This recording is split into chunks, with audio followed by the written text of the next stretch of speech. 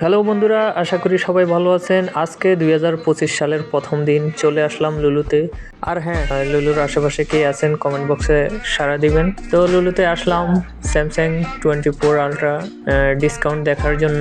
তো দেখলাম ডিসকাউন্ট প্রায় 4000 প্লাস থেকে এখন ডাউনে আস্তে আস্তে 3799 রিয়েলে আসছে। তো এই রেটটি আরও ডাউন হবে, অপেক্ষায় আছি।